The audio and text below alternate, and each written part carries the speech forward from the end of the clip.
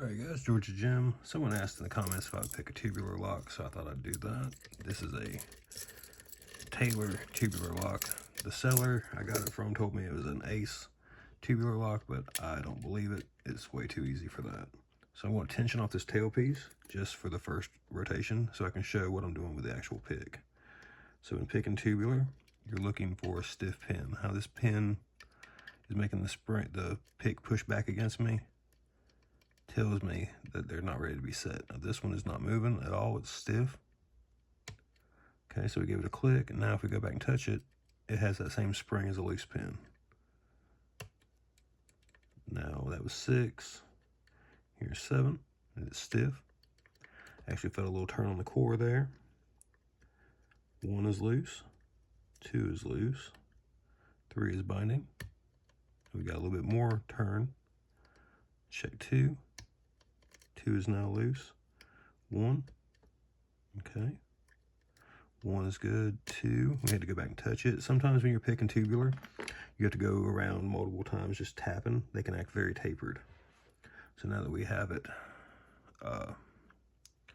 picked, we'll pick it back using the tubular tensioner. Alright, making sure my hands aren't in the way and everybody can see what I'm doing, and the lock tried to turn. So we'll adjust the lock. Okay, let's try that again. Okay. So we'll start it this way. 7 is loose. 6 is loose. 5. 4. 3 is binding. Alright, that was binding very hard. And I'm using a pretty stiff amount of tension. 2. 4. 5 is loose.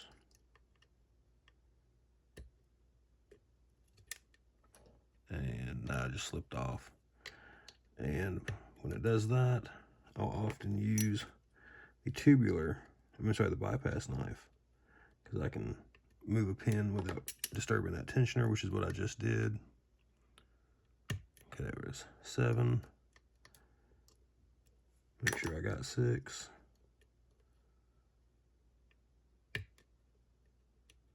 Yeah, 6 is good now. I used a bypass knife for that one.